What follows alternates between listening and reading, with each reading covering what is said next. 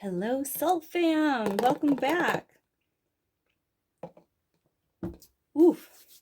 If you're new to my channel, welcome. Sorry, I'm drinking my smoothie. It's a little cold. Real quick, let me light my Palo Santo. It's almost gone, but I have a whole jar of this. I love this stuff. My favorite. Love, love, love.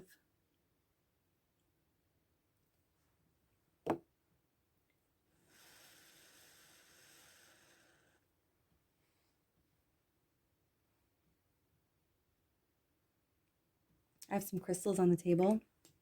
These came from, sorry, I have an orange finger. It's because I got iodine on my finger. It won't come off.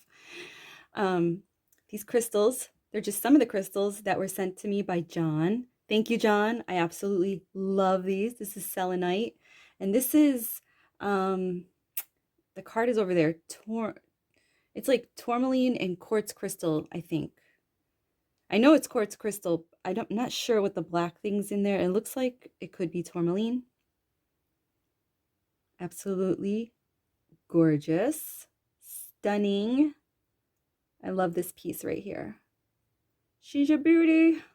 So we got the crystals joining us for the reading. I love selenite. One of my favorite stones, crystals, is selenite. You cannot get this wet, by the way. For those of you that are new to crystals, if you get selenite wet, it will disintegrate. So if you are one of those people that like to put your quartz crystals or any crystals in water, salt water to charge them, you do not do that with selenite. Selenite is already charged. It's the stone of the angels. If you do get this wet, it will just disintegrate. I used to wrap, well, I do wrap crystals. I just haven't done it in a while. I used to wrap selenite all the time and wearing it, but the moisture of your skin will make slivers of the selenite come out and poke you. So this is not really ideal to wear as wrap jewelry. Unless there's a different way of wrapping it, or wearing it as a longer piece where, you know, it's not going to touch your skin. That would be better. But also, you can use selenite to put on all of your crystals to charge them instead of charging your crystals in the moonlight or, you know, and clearing them in water. You can just use selenite to do that. All right. That was just a little crystal 101. Okay. So I've been doing for the past 2 days angel card readings. Today we're going to do past life. So let's get started. For those of you that are new, what you're going to need to do is pause the video and try to tap into the cards and see which card is drawing you in, you know, which card is saying, pick me, pick me, pick me. Is it card number 1? Does the feeling of pick me, pick me, pick me get stronger on card number 2? Or are you getting like a butterfly jumping around, bouncing, exciting feeling on card number 3? Or, you know, card number 2 or card number 1. Go with the most stronger feeling. That didn't come out right. Came out really like I didn't know how to speak or something. Go with the emotion that is stronger. That's what I meant to say. All right, so let's get started. I'm going to flip over card number 1. Authority figures. Ooh. Somebody has a problem with authority figures. Somebody that is in power. Somebody is a rebel. In your past lifetime, you were a rebel.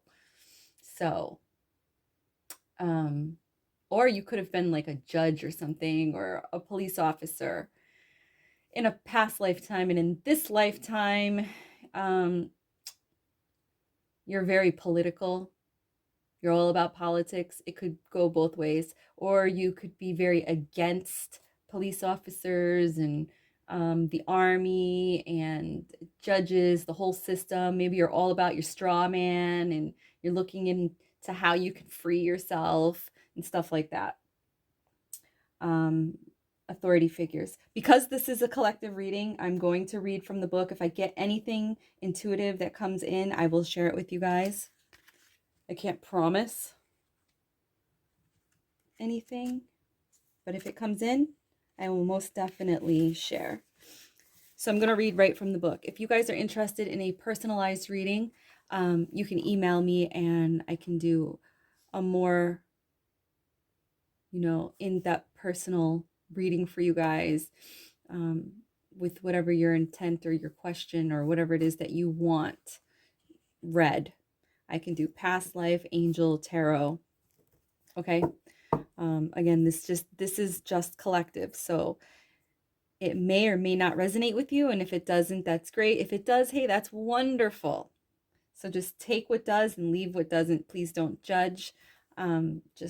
Just know that this is a collective reading. So this may not be for everybody. It may just be out of 100 people, maybe it will only resonate with one person. And I was meant to do this for that reason. Okay. I just wanted to throw that out there. All right. Authority figure. I'm reading from the book. In your previous and current lifetimes, you followed the rules and were set down by authority figures such as parents and teachers, and you may have also encountered intimidating or even cruel authority figures in the past. Perhaps you found yourself in the presence of those who were power hungry or abusive. These situations can lead you to fear authority figures and succumb to their will in the present. While it's normal to sometimes be intimidated by powerful individuals, fearing authority figures can lead to unhealthy passivity. For example, you may feel pressured to bow to others' rules without standing up for yourself or for your rights. That statement right there just made me want to think about everything that's happening with this whole chaotic thing with the vid, with the Rona. A lot of businesses are being shut down, and don't be so passive aggressive. But a lot of businesses are being shut down.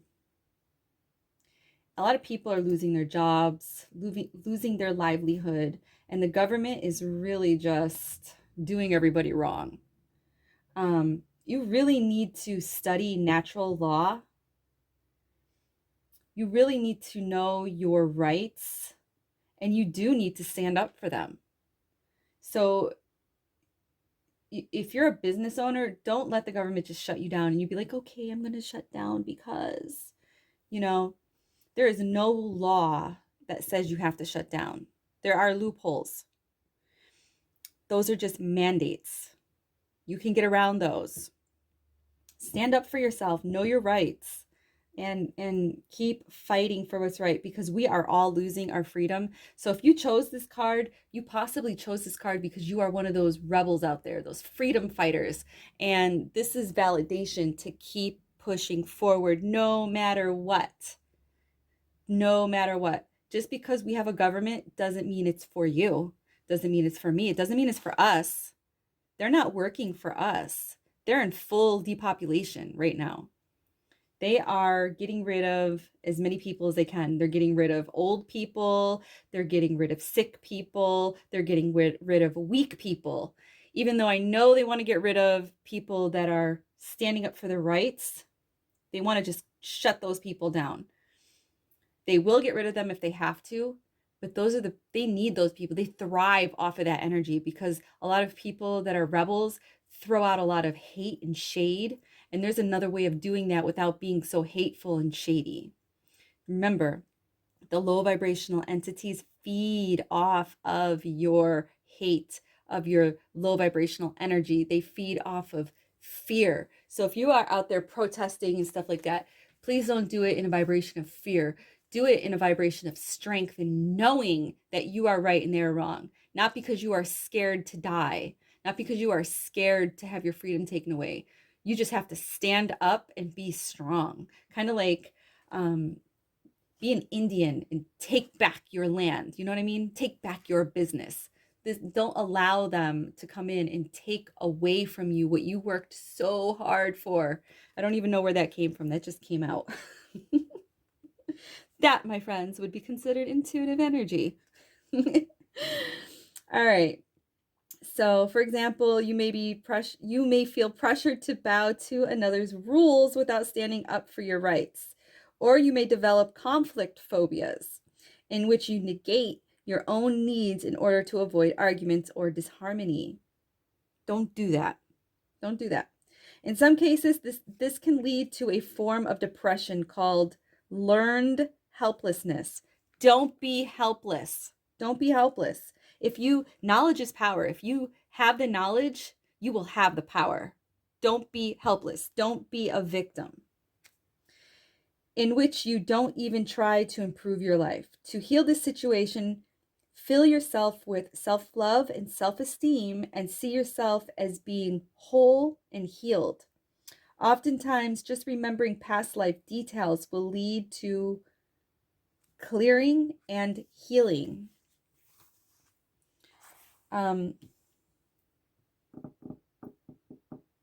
If you are somebody that is learning about the UCC, I think it's called the UCC 1, learning how to take back your soul and be a sovereign human, because we live in a society where we are not. We have this freedom, but we're not really free. Sorry, I'm pausing because I heard a noise and I'm the only one home. Could be my husband. I don't know. I don't think so, because I would have heard the alarm. But whatever. Probably the cat. Yeah. Just take back your freedom. Take control of your life. I mean, this card can go all different kinds of ways. Officer, cops. But I'm not being led in that direction.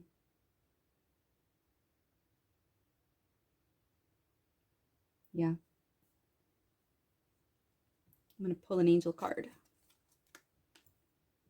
Vanessa. To make your decision, ask yourself, which way brings me closer to my divine purpose and which way takes me away from it? That's kind of fitting for this. Take back your power. Don't be helpless. That's what I just said. Don't be helpless. Go within, meditate, pray, do whatever it takes for you to align yourself and ask yourself, what brings me closer to my divine purpose? I really feel guided to somebody that has a business, and with everything that's going on, it's being taken away from them. The government is really, really, really coming down hard. I feel like this is somebody that's not in America either. It's more across the ocean, UK related. Stand up for yourself, because your livelihood is what supports and feeds your family, and you know what they're doing is wrong and you need to fight for it. But you need to fight smart. You need to get the community involved. Okay. I'm going to flip over card number 2 now, you guys. You ready? Ta-da! Communal living. Communal living.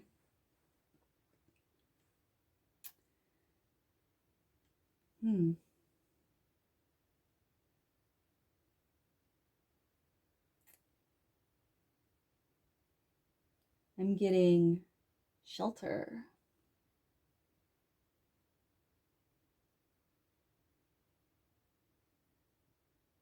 Shelter.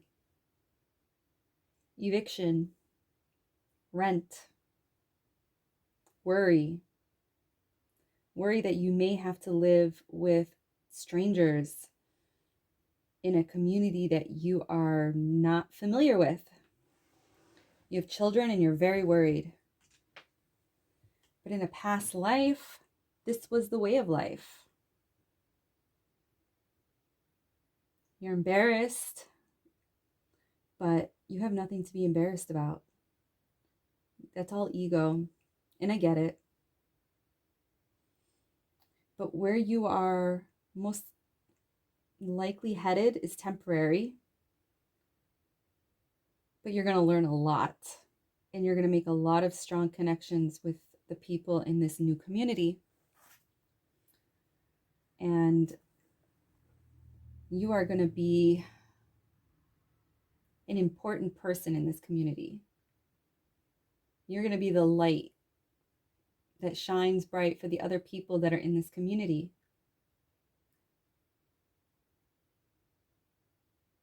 Everything is happening for a reason, even though you feel like it's, even though you're questioning everything. You're like, why God? Why is this happening to me? Why is this happening to my children? It's Christmas time. Why is this happening to my animals? What am I going to do with my animals? I don't want to leave my house. You know, hard times are falling upon all of us. It's important that you journal and you share your story. It's important that you don't let your situation put a dark cloud over you. Especially if you have children, you have to be strong for your children. You have to teach them that sometimes life is hard, but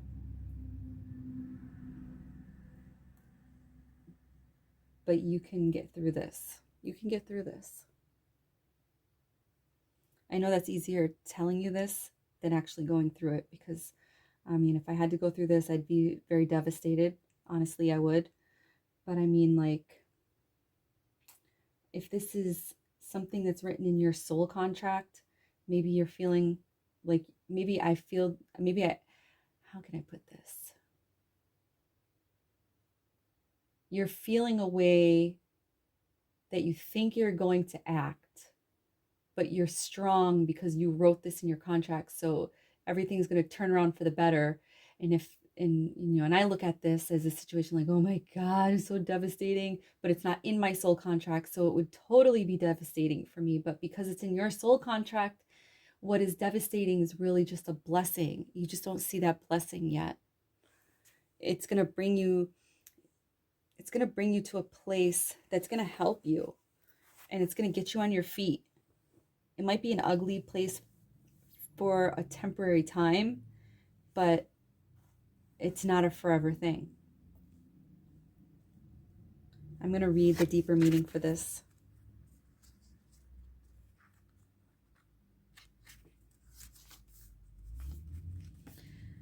The lifetime significant to this communal setting, such as a convent, a monastery, or a tribe, your earthly needs for shelter, clothing, and food were provided for. So maybe in a past lifetime, you came from a community, living in a tribe, or you were a nun or something like that. You were living, or a monk, you were living a lifestyle where you and your people lived amongst each other, and you worked together, and your interests were similar. You prayed together, you ate together. You were a community.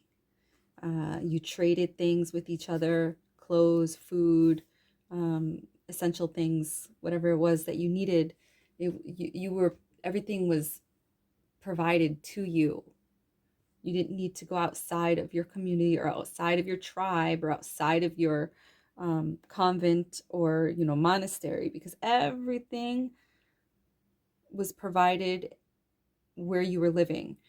And right now, you having this notice to vacate is pushing you back into this community setting, because you lost touch with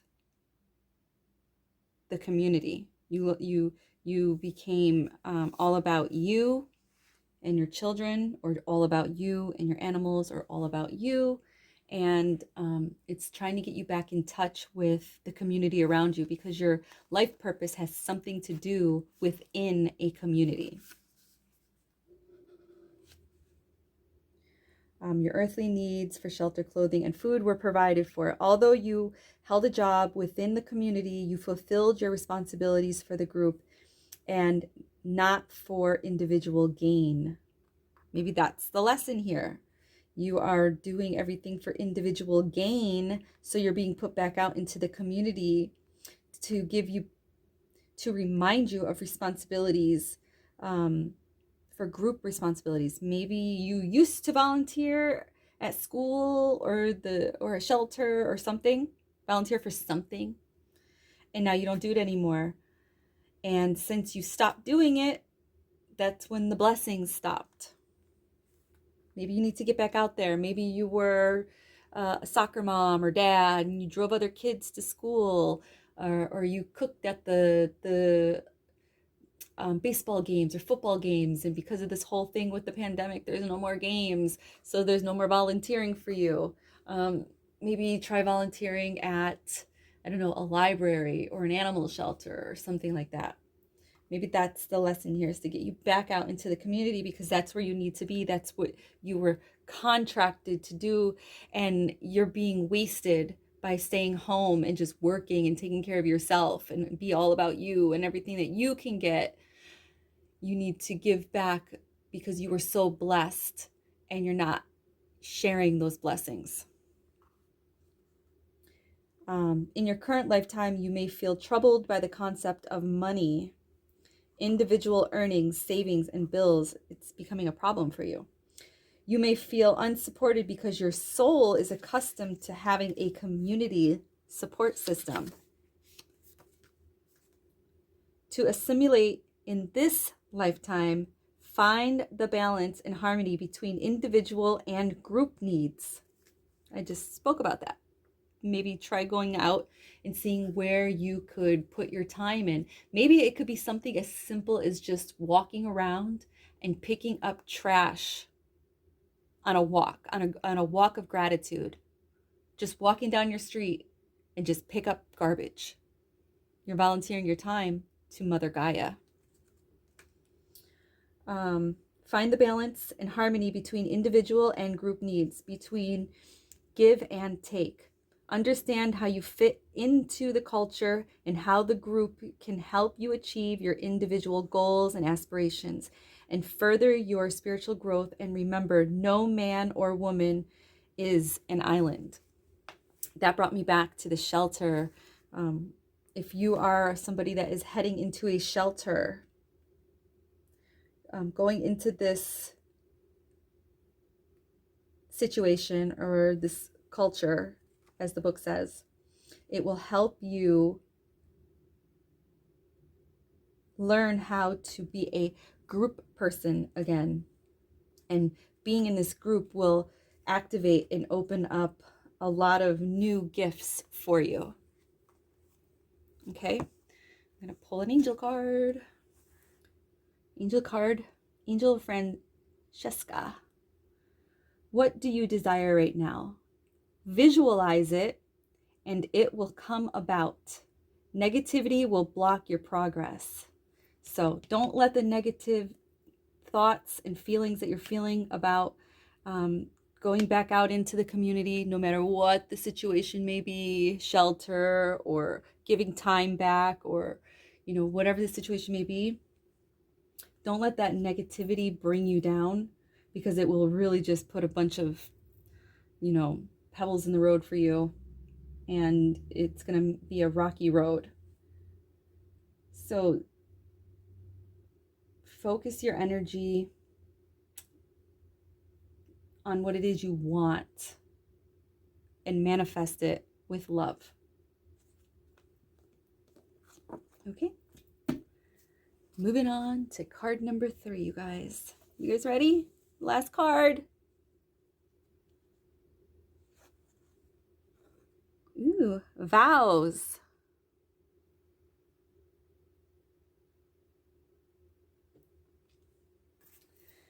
vows.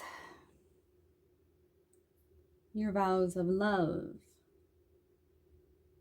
Your vow to faith. You vow to work hard. Your vows to work, your career. Your vows to learning, your vows to school.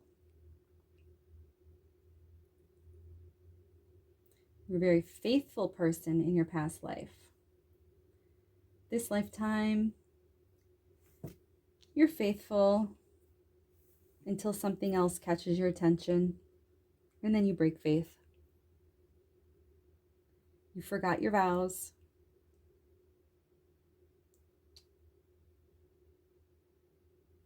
I'm hearing procrastination.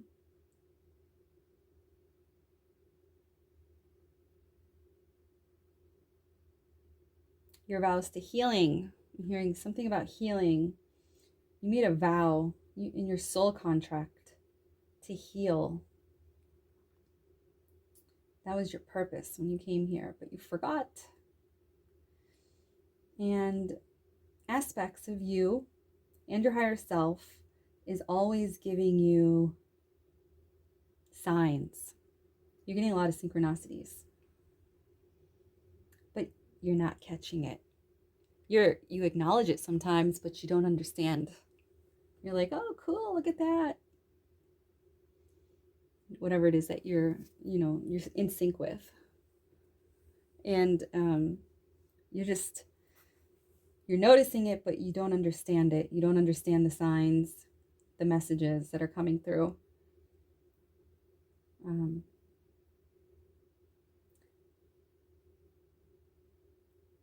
seeing that you see a lot of things that you like, that you're interested in. You're like, oh, I wish I could do that, or oh, I like that, or one day I'm gonna put some time aside to, become a Reiki healer, or a crystal healer, or a doctor, or an herbalist. Well, one day when I have the money to take the classes. But you took a vow before incarnating here, and you broke your vows because you didn't really break your vows. You just don't remember your vows. It's kind of like breaking them, but you just don't remember them, even though you're getting signs.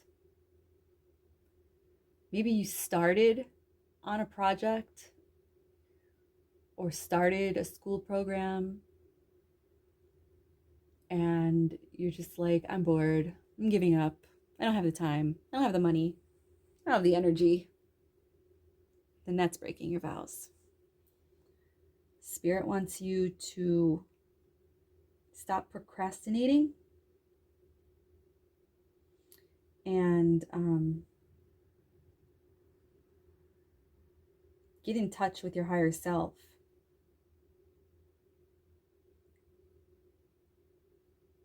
Also, Spirit wants you to look deeper into the messages they're sending you. When they catch your attention, you're like, oh, wow, look. For example, oh, look, it's 11:11. Look deeper into that message. Oh, look, it's a candle. I see candles all over the place. I'm always seeing a candle. Maybe a candle for you is a sink. Maybe a monk is a sink. Maybe seeing hearts is a sink for you. Or the number 9 is a sink for you. Or seeing a lotus flower is a sink to you. I don't know why I got lotus flower, but I see lotus flower. It's a sink for you. Or maybe a school bus is a sink for you. Elementals are sinks for you.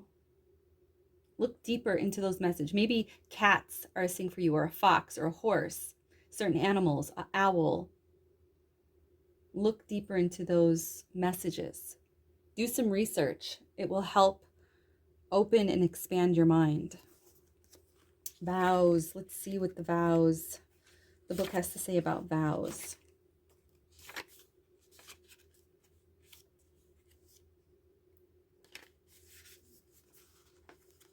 You picked this card because the vows that you took in a prior lifetime are blocking you in this one.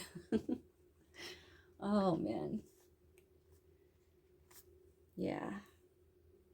You vowed to be a healer. In this lifetime, there's something that's blocking that vow. Maybe it's time, money, energy, like I mentioned.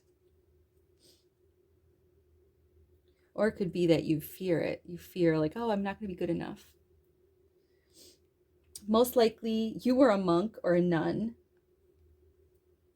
when you made these vows and still continued to haunt you. That's funny because it's one of the examples of a saint could be a monk.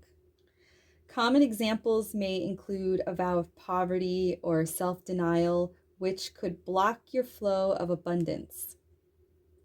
A vow of chastity, which can inhibit your romantic or sexual life in the present, or a vow of self-punishment, which can lead you to sabotage or hurt yourself. Unless vows are severed, they can affect you across time. Fortunately, vows are very easily to undo. It's simply a matter of firmly stating, I am willing to sever all vows that are blocking me in this lifetime. I ask that all aspects of painful vows now and forever undone in all directions of time for everyone concerned. So, what the book is saying is different than what I was picking up on. But what the book is saying is that you may have taken vows in previous lifetimes, like for instance, you were a nun, and nuns are not romantic. So maybe it's possible that you are having issues with your romantic life because of your past lifetime of being a nun and taking a vow, and that vow is that vow, chastity, kind of followed you into this lifetime. But you have to let go of your past lifetime because this is a new lifetime. So just because you were a nun in your past lifetime doesn't mean you have to be a nun in every lifetime. That was just an area of life that you wanted to experience, but you took that vow so strongly, and you were so committed that unconsciously it stuck and it followed you into this lifetime. So if there are things that you feel very drawn to in this lifetime, like for instance, it's very hard for you to keep a relationship or be in a relationship or start a relationship, it's a possibility that you took a vow in a past lifetime, and you can absolutely recite this mantra. I am willing to sever all vows that are blocking me in this lifetime. I ask that all aspects of painful vows be now and forever undone in all directions of time for everyone concerned. That can also mess with your money. Maybe in a previous lifetime,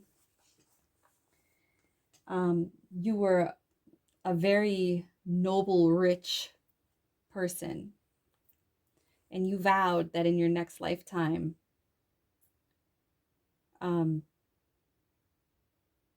you'd be very noble and rich. But now in this lifetime is a new lifetime for you. It's a new path for you. It's a new aspect of you. And you're finding it very hard to stay at a job, hold a job, have a career. It's because in this lifetime, you weren't meant to have a title or a career or all that money. In this lifetime, you were meant to live as a free human or creature and travel and explore and live off the lands. This is a new experience, a new lifetime for you. So if that's the case, then you can also recite that mantra to break the vows, and so on and so forth. For whatever it is that you're struggling for in this lifetime, you can definitely just recite that mantra to break those vows. So this can definitely go both ways. Even though I did pick up on something intuitively, this is a collective reading. So it could go both ways. So if that resonated for you guys, either way, that is wonderful. So say that out loud. I ask that all aspects of painful vows be now and forever undone in all directions of time for everyone concerned. By saying this either out loud or silently, you will help to heal the bondage of the past and open yourself up to present day joy and abundance in all forms. That is awesome. Let me pull a angel card for you guys. Look who came through. Can you see her? Indriel. Angel Indriel. You are a light worker. God needs you to shine your divine light and love like an angel upon the earth and all of its inhabitants. So you need to vow, maybe you vowed to come here to help raise the vibration of the planet. Indriel is reminding you that you are a light worker. You are a healer. You are here to help. Also, it could go the other way. She's reminding you that you are not your past. Okay? Cut the cord from the past. The past is the past. The future is now. It's you. And right now, in this lifetime, you are a light worker. You're here to help. You're here to grow. You're here to be free. You are love. You are light. You are here on earth to have a different experience. Don't let your past, haunt you. Let the past be the past and live for the future. All right, you guys. That's all I have for you. I hope you enjoyed this reading. Again, if you are interested in a more personalized reading, my email will be in the description area down below. I love you guys. Mwah, mwah, mwah. Have a blessed day.